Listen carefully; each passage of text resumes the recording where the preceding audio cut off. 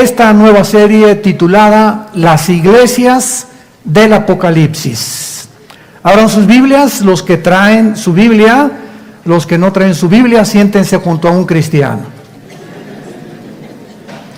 El libro del Apocalipsis, capítulo 1 y capítulo 2.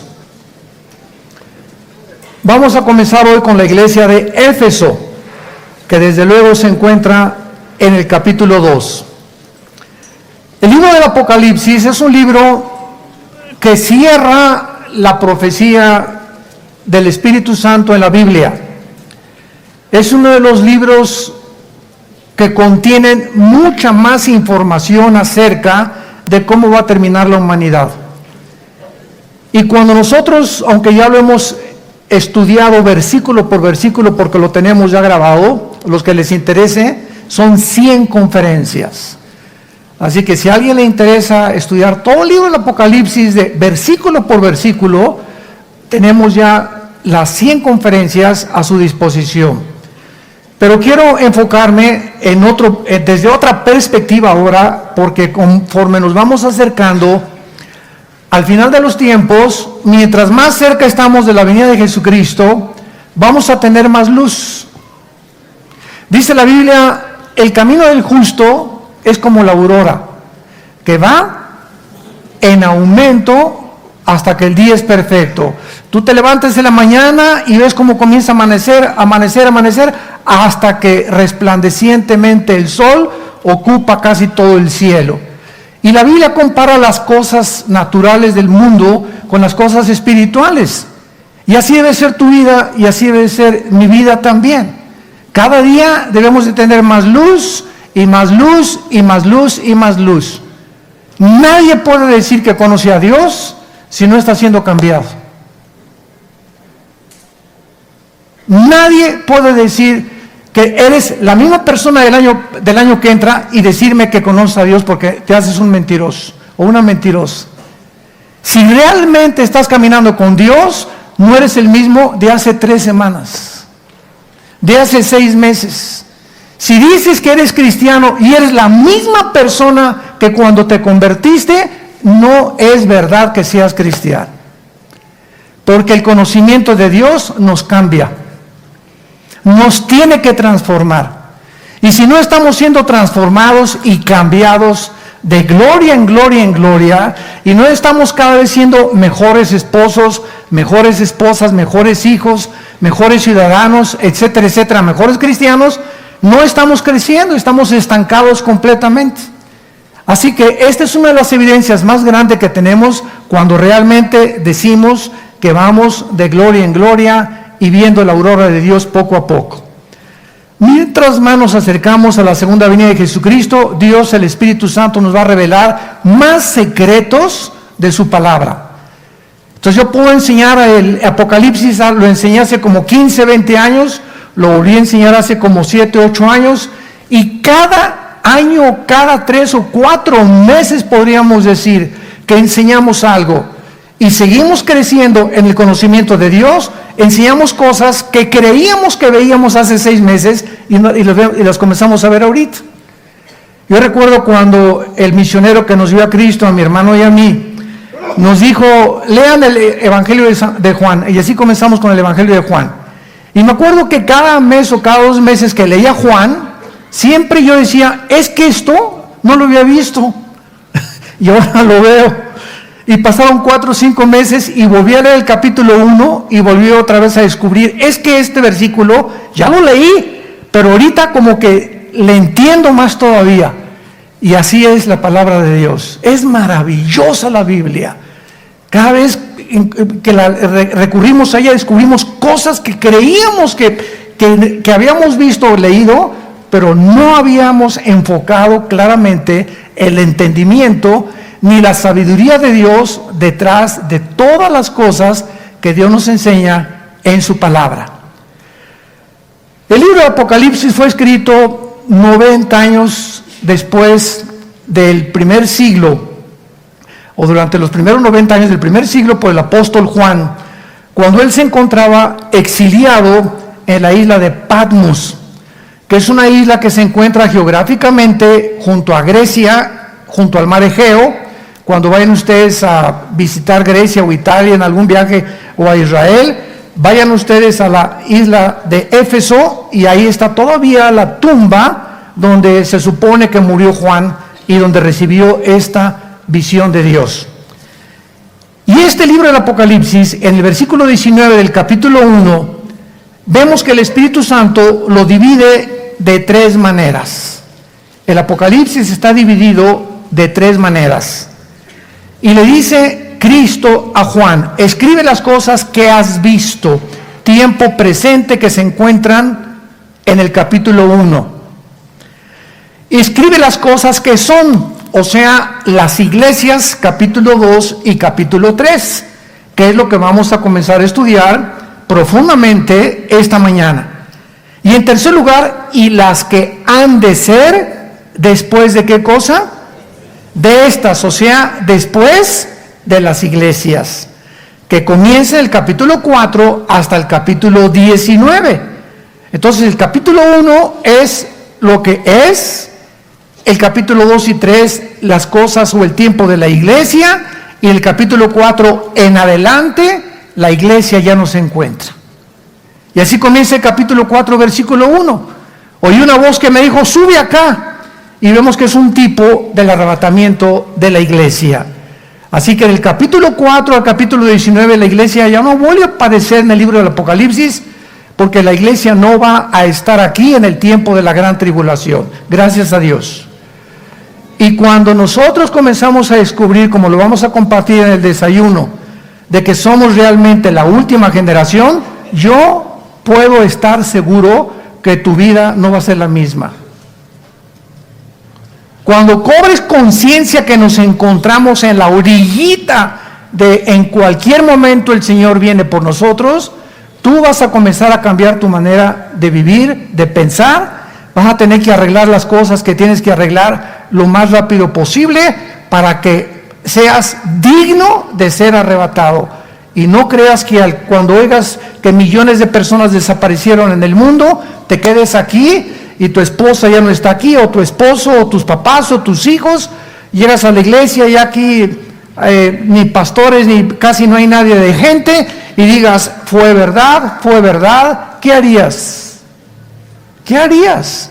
¿Caerías llorando en el suelo aquí en medio de un pasillo en la iglesia a la que tú pertenezcas, jalándote los pelos y diciendo: Dios mío, pero ¿por qué no tomé en serio a Dios? ¿Por qué no realmente hice caso de las cosas que oí cada domingo o entre semana en los estudios bíblicos? ¿Por qué yo no pude realmente entender que con Dios no se juega? Y que estamos en tiempos en que Dios nos está con este libro anunciando: vengo pronto por ustedes. En el capítulo 2 ya se describen 7 iglesias. El número 7 en la Biblia es un número que se usa para la perfección, para lo que está completo. Porque en la Biblia hay lo que se llama la gematría. La numerología se puede confundir con la famosa cabala, porque hay, ¿verdad? Como dicen, el número 13 es un número de mala suerte, y en hoteles no hay el número 13, o pasar debajo de una escalera es mala suerte, o encontrarte un gato negro es mala suerte, que son supersticiones y que son cosas que no tienen nada que ver con el cristianismo y que tenemos que desechar de nuestra vida.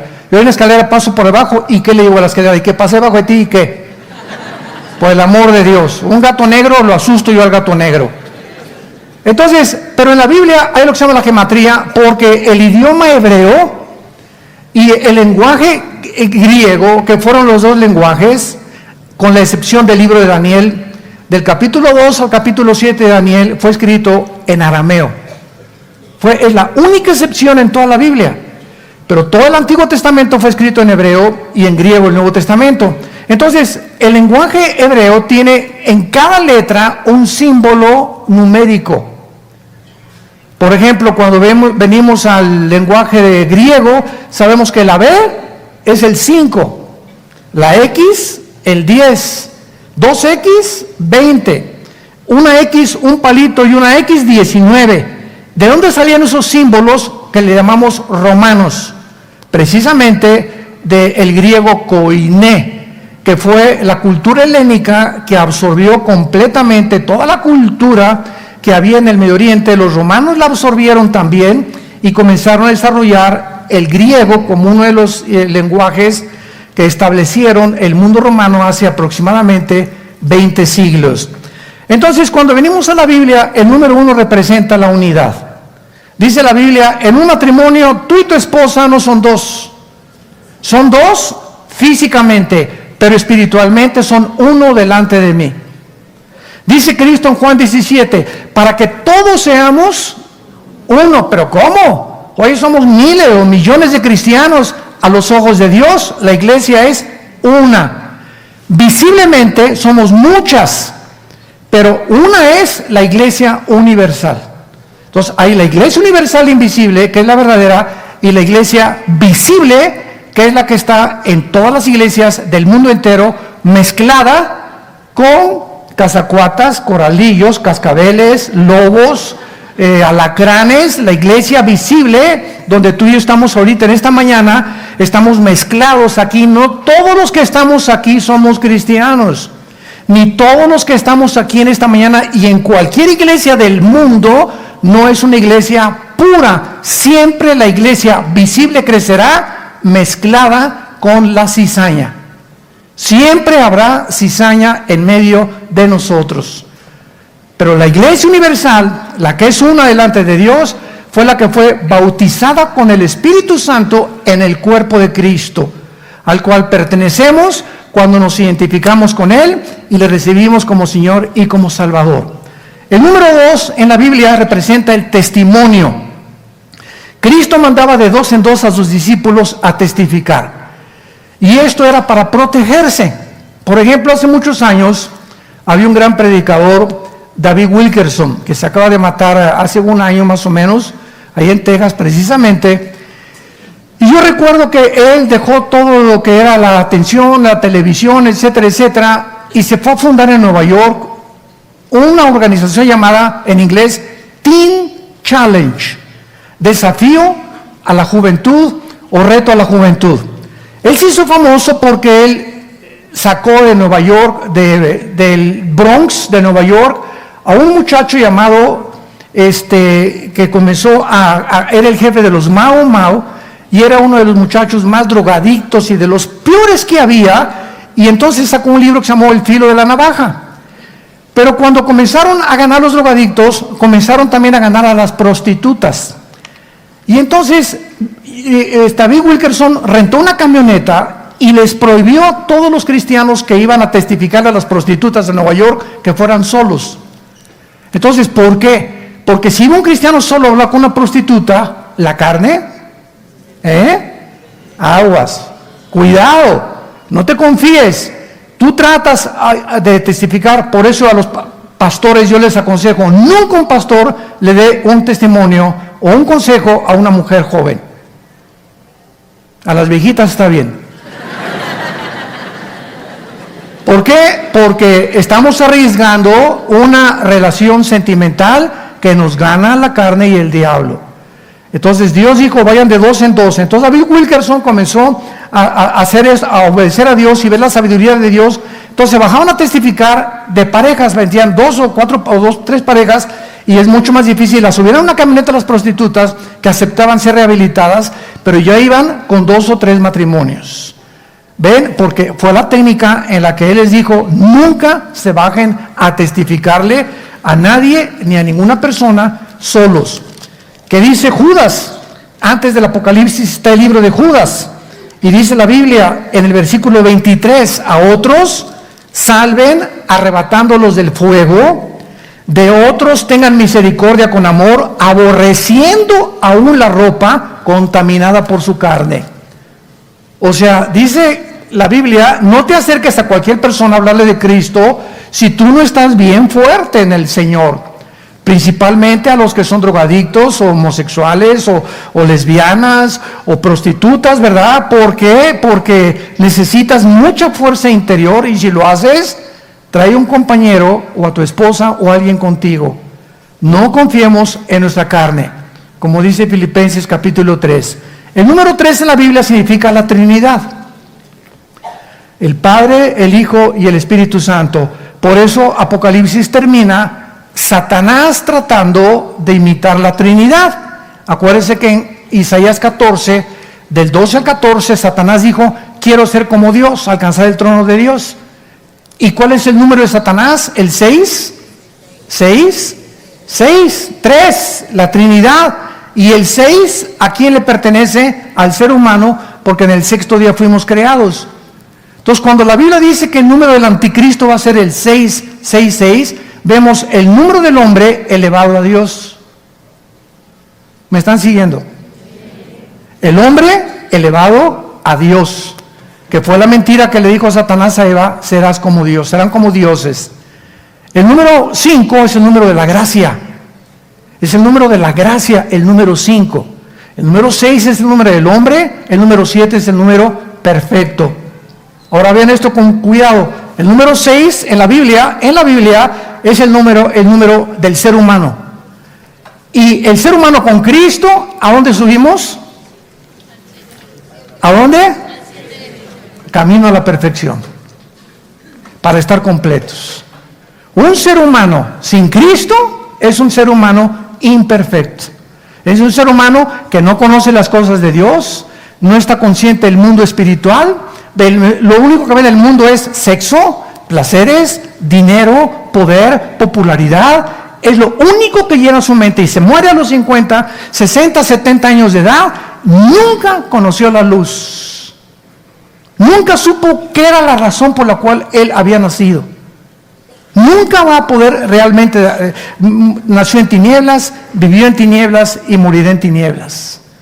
Entonces, qué interesante que aquí en Apocalipsis encontramos en el capítulo 1, que dice la Biblia, hablando de los candeleros, versículo 13 del capítulo 1, vi en medio de los 7 candeleros, 7 candeleros.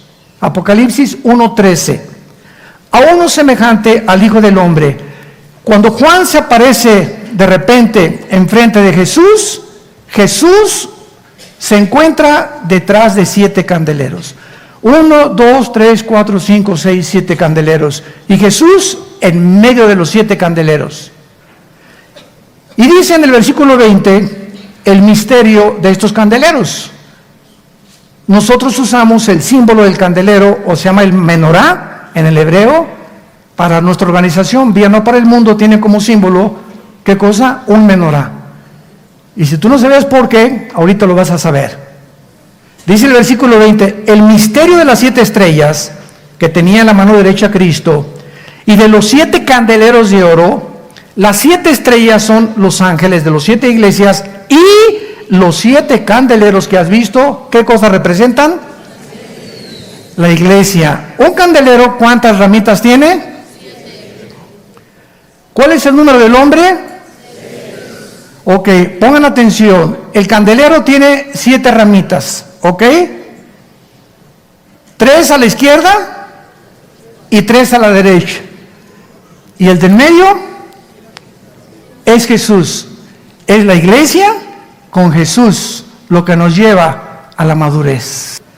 Para que no nos equivoquemos en los símbolos que aparecen como las cabezas y como los cuernos, etcétera, etcétera, que nos lo interpreta el libro de Daniel.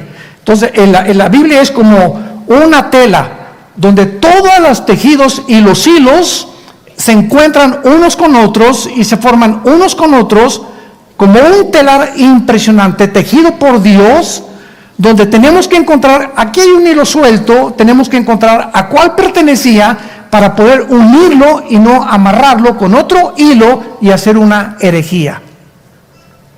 Y es el problema de los cristianos nuevos o que quieren aspirar a un liderazgo espiritual y no tienen el conocimiento suficiente o los años suficientes en el estudio de la Biblia para atreverse a dirigir una iglesia o a tratar de enseñar la teología de los símbolos o de los libros proféticos de Dios. Muy bien, y así seguimos. El número 12, es el número del gobierno, por eso fueron 12 discípulos, 12 tribus de Israel. Entonces todo tiene la Biblia un significado, Y vamos pues a comenzar con la iglesia de Éfeso. La iglesia de Éfeso la fundó el apóstol Pablo en Hechos capítulo 20. Es la iglesia donde él pasó 3 años con ellos. Y recuerden ustedes que ahí en Hechos 20, cuando se va a la playa Pablo, van todos los cristianos detrás de él llorando. Oye Pablo, ¿cómo nos vas a dejar aquí? Y entonces Pablo les da los últimos consejos a esta iglesia y les dice: cuando yo me vaya, van a entrar a la iglesia lobos, no conejitos ni venaditos. Van a entrar lobos a la iglesia. Sí, abran los oídos. Por lo tanto, les dice a los líderes: a ustedes los responsabilizo de todas estas ovejas para que cuiden la sana doctrina. Y los encomiendo, dice Pablo, la única forma en la que los cristianos pueden protegerse de las falsas doctrinas, los encomiendo a la palabra de la gracia, la cual es poderosa para darles herencia con todos los santificados. Entonces, la única forma de protegernos en el tiempo que estamos ahorita viviendo de el cúmulo de herejías que están en el internet, en YouTube. Cada semana a nosotros me hablan y me dicen: oye Armando, apareció un nuevo sitio con tu nombre pidiendo dinero. Virgen de la Macarena. Por lo menos 2-3 veces al mes que hay un Facebook, y no nos cansamos de decirles: por favor, cuando vengan al Facebook, vean la página oficial que tenemos. Pero no se imaginan la cantidad de piratería que existe. Esta es una semana, encontramos un Facebook que están pidiendo en mi nombre dinero, imagínense nada más. Y ahí van los cristianos y mandan sus ofrendas y se las estás mandando, ¿verdad? Ya sabes a quién, a los hijos de Moloco. Bueno, entonces esto es importante como tener como una base para poder comenzar a entender la iglesia de Éfeso. La iglesia de Éfeso se fue Pablo y después quedó Timoteo al frente de esta iglesia de Éfeso. Así que cuando Juan escribe esta carta, tenía 90 años de edad ya el apóstol Juan. Ya había habido 3 pastores, también estuvo Apolos y Aquila, mucho tiempo en Éfeso. Ya había habido pastores, Pablo, Timoteo, habían tenido muy buenos pastores para que fuera una iglesia ardiente en el Señor. Pero vamos a descubrir en esta iglesia, que es la primera que nos describe el Espíritu Santo, verdades profundísimas que nos hablan de cómo es realmente el servicio a Dios. Porque de las 7 iglesias que se mencionan en el capítulo 2 y 3 de Apocalipsis, 5 son llamadas a que se arrepientan. 5 iglesias de las 7, Dios les dice: arrepiéntanse. La pregunta es: ¿por qué? ¿Cómo que arrepiéntanse? ¿Qué tan mal estaban? Es un símbolo profético que el Espíritu Santo nos muestra, como dijo Jesucristo: cuando venga el Hijo del Hombre, ¿hallará fe?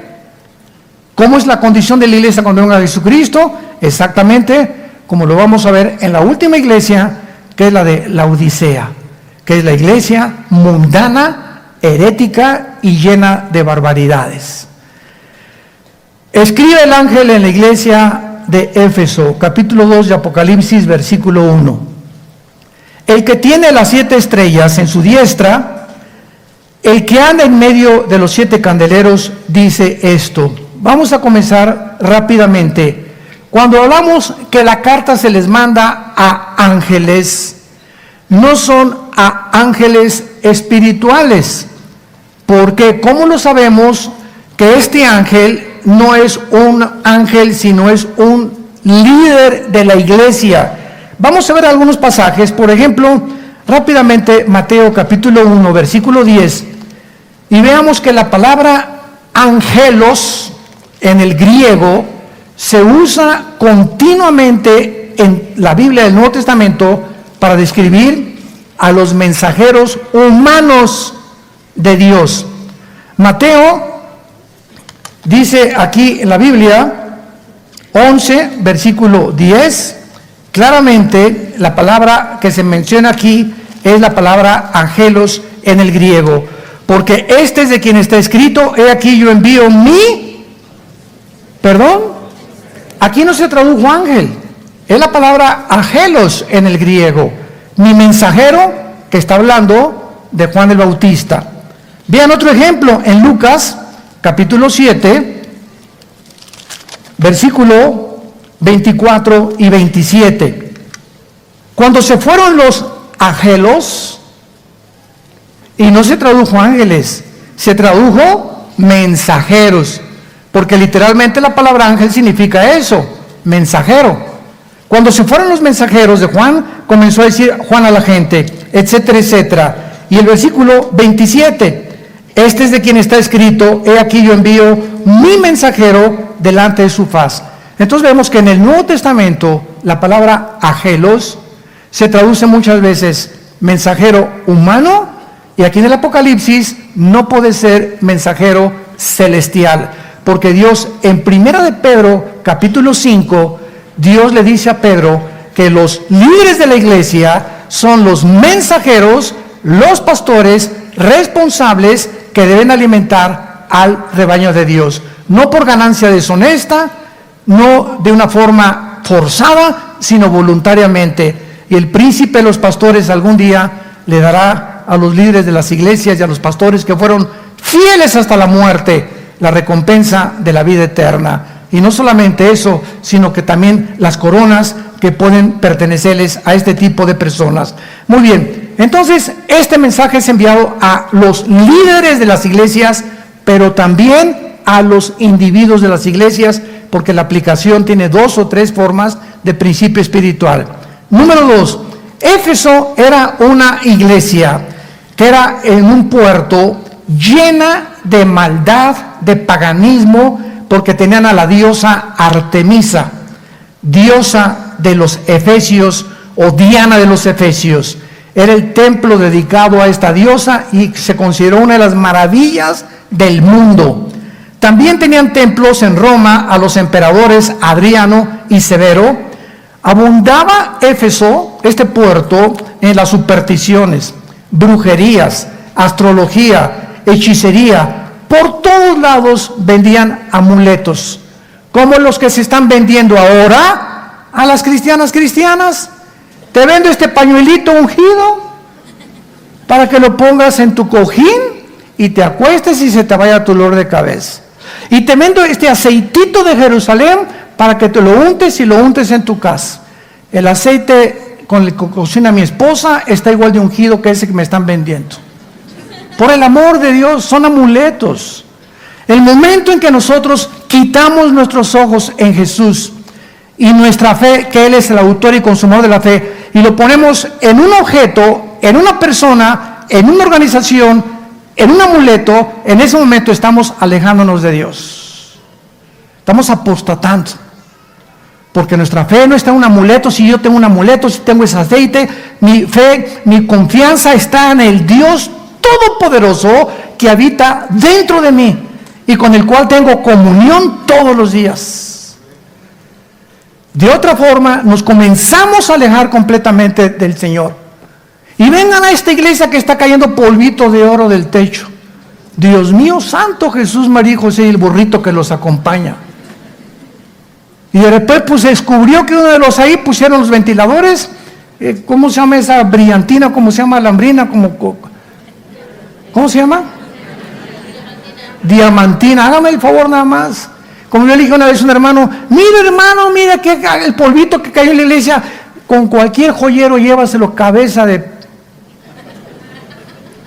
Que él te diga si es diamantina o si es oro, por el amor de Dios. Es que el hermano le soldó con una cosa de oro Dios y le tapó la muela de oro. ¿Y por qué no le puso una nueva? Dios no trabaja así. Dios trabaja completo en todo lo que Él hace. Entonces estamos en un tiempo, hermanos, en el que de veras, como les dije al principio, tenemos que ya levantar los ojos y tomar en serio a Dios y tomar en cuenta su palabra. Entonces, esta iglesia estaba edificada en un puerto, como lo acabamos de ver, donde a Pablo lo apedrearon. Vayan ustedes a Hechos capítulo 20, porque comenzó a perjudicar el negocio de la venta de amuletos. Y casi lo matan a pedradas, si no es que lo rescatan de Éfeso. Ahora, muy bien, observamos varias cosas en el versículo 1. Dice Jesucristo y se identifica como el que tiene las estrellas en su diestra. Los líderes de las iglesias no son colocados por institutos bíblicos ni por seminarios teológicos. Los líderes de las iglesias son llamados y son escogidos por Dios. Yo no estoy diciendo que no te prepares porque un seminario teológico no se debe preparar e instituto bíblico. Y es lo mismo que meterme a estudiar ingeniería, pero yo no tengo la vocación para ser ingeniero, ni el talento para ser arquitecto. No se me da el dibujo. No te metas de arquitecto si no se te da el dibujo. Porque un arquitecto tiene que saber dibujar y tiene que gustar el dibujo y tiene que tener el talento para dibujar. Otro hijo ama la música y tiene un oído impresionante para la música y ya toca la guitarra, ese muchacho está llamado para la música, que algún día puede entrar a un conservatorio y poder seguir esa carrera, el talento que Dios nos ha dado. Entonces, si yo tengo la capacidad para el dibujo y puedo ser arquitecto, pero él me dice, es que de doctor vas a ganar más. Y entonces mis talentos que Dios natural me dio, los dejo por el dinero o por el consejo de personas que no saben lo que tiene Dios en mi llamado. Por eso los padres nunca nos atrevamos a forzar a nuestros hijos. Tú tienes que ser doctor como yo soy doctor. Tú tienes que ser chofer como yo soy chofer. Y escoge la carrera de arquitectura o de abogado porque yo también soy abogado. Espérame tantito, no todos somos iguales. Veamos en 1 Corintios capítulo 12 esta verdad, en la cual es muy fácil equivocarse con nuestros propios hijos, forzarlos a que estudien algo a lo cual Dios no los ha llamado. Qué grave error. Dice 1 Corintios 12, versículo 8, porque a vamos a ponerle a Pancho, le es dada por el Espíritu palabra de sabiduría. A otro, a Carlos, palabra de conocimiento de ciencia según el mismo Espíritu. A otro, vamos a ponerle Bernabé, le fue dado por el mismo Espíritu. A otro, a Cipriano, dones de sanidades. Lo que el Espíritu Santo nos está tratando de decir es que todas las cosas que cada uno tiene son diferentes. Versículo 10, a otro hacer milagros, profecía, a otro discernimiento de espíritus, a otro diverso género de lenguas, a otro interpretación de lenguas. Versículo 11, pero todas estas cosas, ¿qué cosas? La repartición de los dones, la repartición de los talentos, las hace uno y el mismo Espíritu, repartiendo en particular, traducción a la mexicana, como a él le da la gana. Tú no escoges hablar en lenguas. No te atrevas a ponerle a alguien la mano, porque en el libro de los Hechos pasó que es un libro narrativo que narra la transición entre el judaísmo y el cristianismo, que tenía que haber estas señales, porque en el Nuevo Testamento se explica qué pasó en el libro de los Hechos. Voy a ponerte las manos, ¿sabes una cosa? Si Dios no me dio lenguas, aunque hable y trate de hacer de lo que lo quieras, no es para mí ese don. Dios te lo dio a ti, guárdalo para ti. No trates de imponer a otros lo que Dios te dio a ti, porque todos somos diferentes delante de Dios. No tratemos de caer en esa trampa tan grande en el cristianismo. Yo hace 25, 30 años me acuerdo cuando llegaba a iglesias, pásenle aquí los que quieren hablar en lenguas. Oye, espérame tantito, si no eres el Espíritu Santo. Hágame el favor nada más. O pásenle aquí a recibir el bautismo del Espíritu Santo. Oye, si hay alguien que pasa y no ha sido bautizado con el Espíritu Santo, no es cristiano. No hay entre los cristianos, los que son cristianos, pero no tienen el bautismo del Espíritu Santo, porque si le falta el bautismo del Espíritu Santo es la iniciación y el paso principal para pertenecer al cuerpo de Jesucristo. 1 Corintios 12, 13. Y a todos se nos dio a beber del mismo Espíritu y todos fuimos bautizados por el mismo Espíritu. Pero hemos llegado a hacer tantas barbaridades en las iglesias y se han aceptado como si fueran verdad, porque no se ha checado y rechecado en la Biblia que lo que estamos enseñando es tradiciones que entraron hace 40 años, los 70s y los 80s, y no hemos corroborado que la Biblia enseñe eso. Entonces, así pasa con todas las cosas. Regresamos a Apocalipsis, y cuando Jesús dice que Él tiene las estrellas en su diestra, el hecho que tú hayas entrado a estudiar para ser pastor o seminario teológico no significa realmente que tú hayas sido llamado al pastorado. Ahora bien, y lo voy a decir con mucha sinceridad, no tengo por qué mentirles a ustedes. Nosotros en Villanueva hemos tenido 3 o 4 pastores que los hemos involucrado en el llamado al pastorado y no habían sido llamados. Y los que no son llamados, tarde o temprano se salen. Muchos son llamados, pero pocos escogidos. Entonces hay muchos llamados. No, yo quiero ser esto, yo quiero ser doctor, y ya que me doy cuenta que no, pues no sirvo para doctor.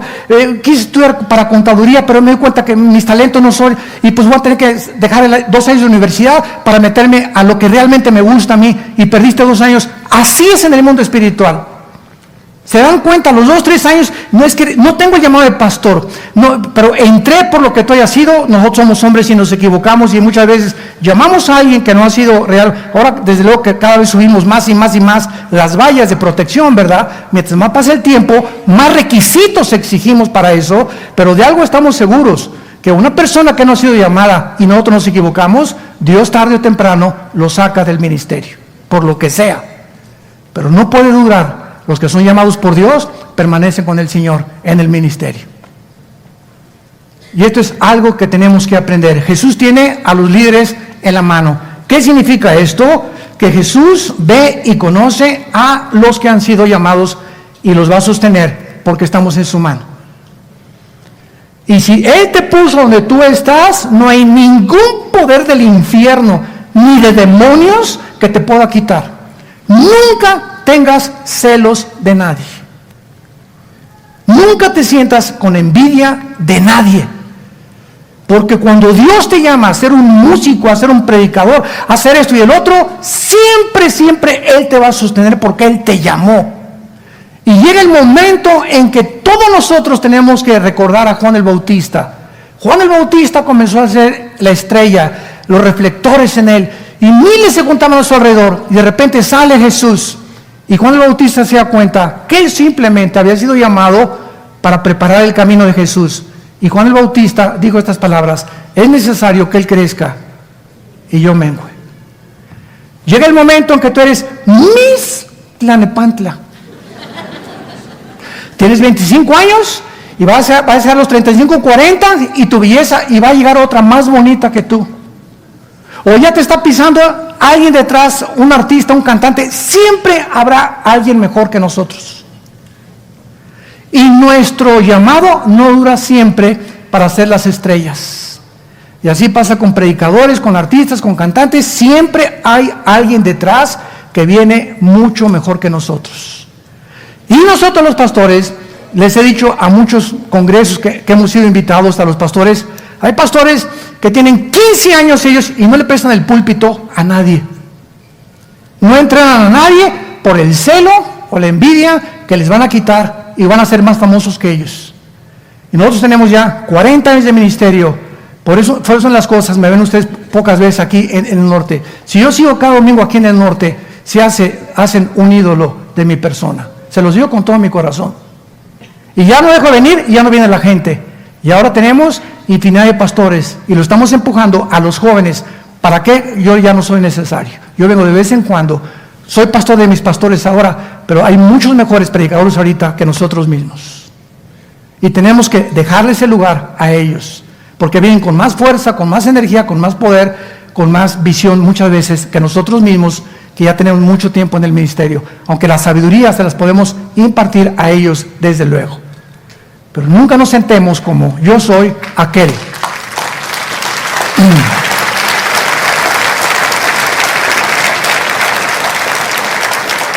Estamos para empujar a los jóvenes, para promover a los jóvenes, para empujarlos. Súbete, tú puedes. Y cada vez nosotros irnos menos y menos y menos y menos, si queremos seguir a Jesús. Y en segundo lugar, ¿verdad? Esto que hablamos, Jesús, cuando dice yo tengo las 7 estrellas, Él nos está diciendo que Él no tiene preferencia por ninguna denominación, porque no hay barreras en el cuerpo de Cristo.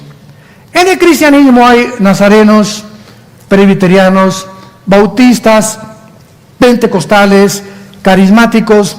Cuando nos preguntan, ¿y ustedes qué denominación son en Vida Nueva? No tenemos ninguna denominación, somos una organización cristiana evangélica, porque la palabra evangélica se adoptó desde 1940-45 en Suiza, cuando se hizo la votación para determinar quiénes eran los cristianos evangélicos, a diferencia de los mormones, a diferencia de los testigos de Jehová, a diferencia de los adventistas, que ya no forman parte del cristianismo, sino de grupos sectarios. ¿Por qué se llaman sectarios? Porque estos grupos que acabo de mencionar no creen que Jesús es Dios, creen que la salvación es por las obras, los cuales los hace inmediatamente apartados del evangelio puro de la gracia de Jesucristo. En el libro de Gálatas 1, capítulo 1, versículos 6 al 8, cualquiera que predique otro evangelio que no sea este, no es el evangelio que Cristo nos enseñó. Entonces no importa si es presbiteriano, es mi hermano, nazareno es mi hermano, amistad cristiana eres mi hermano, bautista eres mi hermano. Pues los bautistas le ponen más énfasis a alguna cosa, al evangelismo. Los presbiterianos tienen la iglesia, la teología de la reforma. ¿Qué significa esto? Que ellos creen que Israel ya no forma parte del plan de Dios. Los dispensacionalismo al cual nosotros pertenecemos, es la teología que enseña que Israel, Dios no ha acabado con ellos, que viene otra vez en la tribulación a terminar el plan con ellos, y la semana 70 de Daniel. Los pentecostales le ponen énfasis increíble a las lenguas, ¿verdad? Y se tiran al suelo y lloran, etcétera, etcétera. Cada quien en la forma en la que se expresan en la alabanza, otros gritan, otros se jalan los pelos, otros comienzan a temblar así como alambres eléctricos. Hay muchas formas de expresarnos de unas cosas, pero lo que no hay que olvidar es que todos ellos son nuestros hermanos. Nunca hablar ni creernos nosotros superiores a nadie, porque no lo somos. Estamos en Cristo. Entonces, mi hermano pentecostal los amo y me invitan a predicar y no me meto mucho en lo que ellos no quieren que yo predique. Voy con el bautista, ¿verdad? Con el presbiteriano, y somos hermanos, ante todo el amor. Tú puedes ser un gran teólogo y ser un fariseo, porque cuando hay un conocimiento sin amor, envanece. El amor edifica. Y Dios anhela que seamos uno. No importa el nombre que tengamos, mientras creamos que la salvación es por la gracia y no por las obras, por la sangre de Cristo que Él resucitó, que viene pronto, eres mi hermano. El título que tú te pongas en la botella no me importa. Dios ve el contenido de la botella, no la etiqueta. Así que cuando venga Cristo no va a decir, los tatuados a un lado, los que no se tatuaron, vénganse conmigo. Si dice bautista, no te los vais a llevar, ¿eh? Presbiteriano no, eso es peor. No, cuando venga Cristo no va a haber ningún título, va a venir por lo que tenemos dentro, el Espíritu Santo. Y si tienes al Espíritu Santo, llámate como te llames, eres mi hermano en Cristo, te necesito, tú me necesitas a mí, y necesitamos caminar juntos de la mano, siempre prevaleciendo el amor, el compañerismo y la fidelidad de unos con otros, para que seamos llamados hijos e hijas del Dios Altísimo. Amén. A continuación vemos también lo más importante de este mensaje. Versículo 2, yo conozco tus obras. O sea, Jesús conoce desde hoy en la mañana cuántos cafés te tomaste, qué música escuchaste, qué hiciste después de lavarte los dientes. Nos conoce, lee el Salmo 139, pero como haz de cuenta que estamos monitoreados las 24 horas, Dios sabe todo lo que pensamos, dijimos e hacemos todos los días de nuestra vida. Yo conozco tus obras, y se los dice a todas las iglesias, y tu arduo trabajo y paciencia, y que no puedes soportar a los malos, y has probado a los que se dicen ser apóstoles y no lo son, y los has hallado mentirosos, y has sufrido, y has tenido paciencia, y has trabajado arduamente por amor de mi nombre, y no has desmayado. Vean todas las cosas buenas ante nuestros ojos, que Dios y Cristo reconoce. Nada de estas cosas son malas. Pero de repente Jesús les dice, todas estas cosas que hiciste son muy buenas y las reconozco. Pero ¿sabes una cosa? Las echaste a perder porque perdiste tu comunión conmigo. Tengo contra ti que has perdido tu primer amor. En otras palabras, podemos hacer todas estas cosas que acaba de mencionar Jesucristo sin que realmente tengamos una comunión con Él. Esto es increíble. ¿De qué forma tan increíble es la carne consagrada? Si vemos a los gurús allá en el Himalaya y a todos los que se rapan el pelo, nos ganan porque se aislaron, nunca van a la discoteca, nunca ven la serie de Luis Miguel en Netflix, ni del Chapo tampoco, no toman alcohol, no toman café. Si se trata de realmente jamás haber hecho nada, no tienen oportunidad de ver a ninguna mujer tampoco, porque allá están en un convento encerrados, nos ganan a nosotros. Los mormones ni café toman, nos ganan también, ni café toman.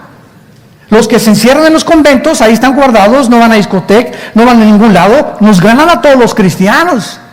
Porque si se trata de ver, cuando venga Jesús, qué obras hicimos, ellos están completamente arriba de nosotros.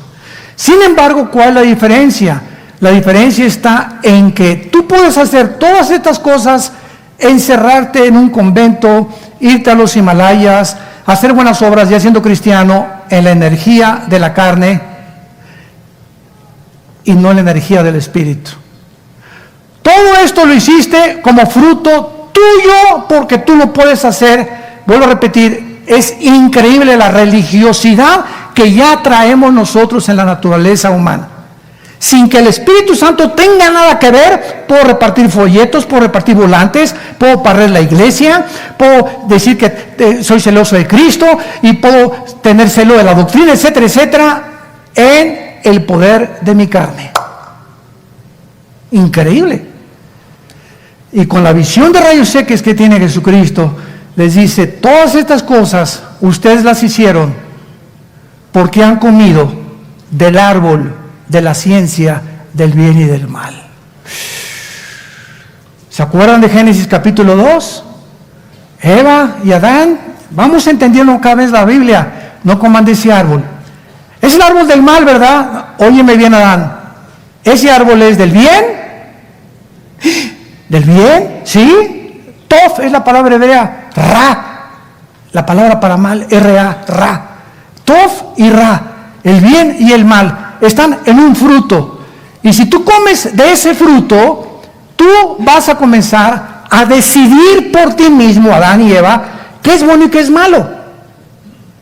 Y yo no quiero que ustedes decidan lo que es bueno y qué es malo, porque yo soy el legislador de la moral. Yo soy el que doy los mandamientos, yo soy el que decido lo que es bueno y lo que es malo. No a los ojos de ustedes, ni de la psiquiatría, ni de la arqueología, ni de la antropología, ni de la psicología, ni de nadie. Ningún ser humano puede decir para qué sirve el sexo más que Dios. ¿Cuándo debe ser usado el sexo más que Dios? ¿Qué es el matrimonio más que Dios? ¿Qué es la familia más que Dios? Todos los demás son charlatanes, porque Él es la autoridad y Él lo estableció en su palabra. Entonces, cuando tú haces muchas cosas buenas o son buenas, se echan a perder, porque el fruto dentro de ti no era tu amor con Cristo todos los días. Y dice Gálatas capítulo 5, el fruto, ¿qué dice a continuación? ¿De quién es el fruto? No es de nosotros.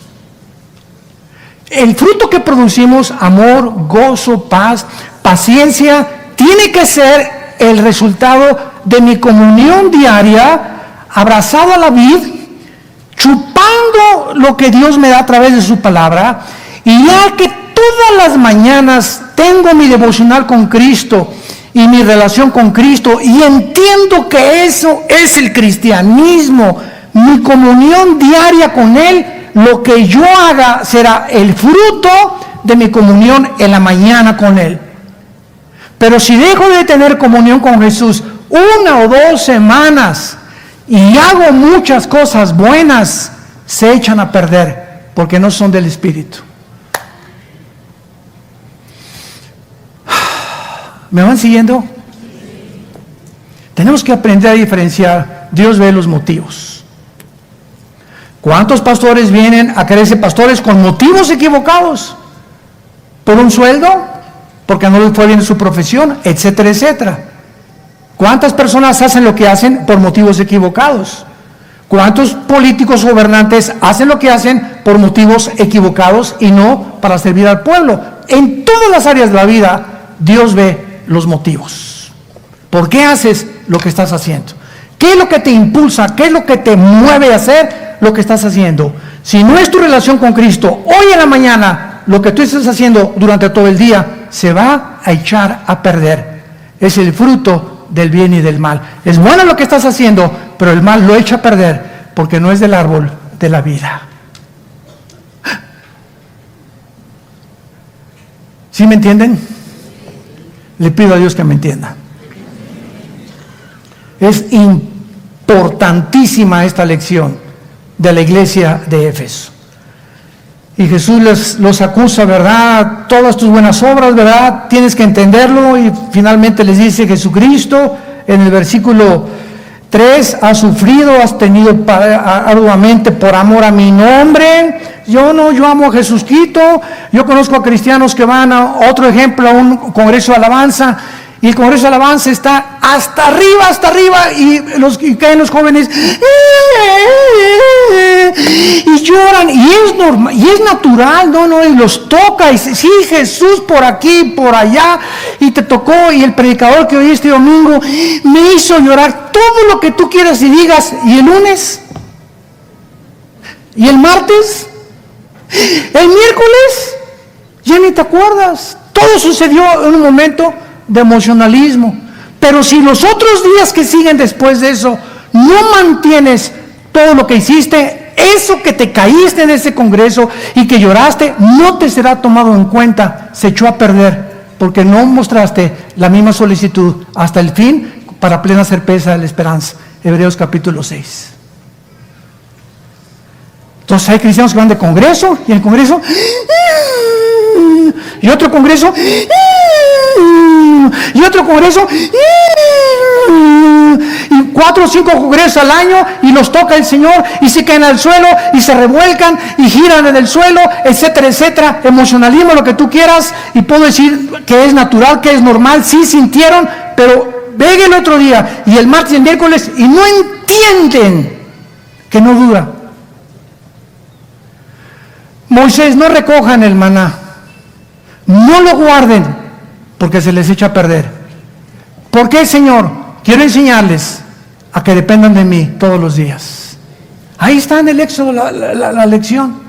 Caía el maná, y los que lo guardaban, no por lo que el Congreso, lo que habló el predicador, lo voy a guardar a mí. No es cierto. Cuando pasan los días se te echa a perder, se te echa a perder, se echa a perder. ¿Por qué? Porque Dios quiere que todos los días, el martes y el miércoles y el jueves y el viernes y todas las semanas después del Congreso, mantengas ese ardor pegado a la Biblia y a la comunión con Jesucristo.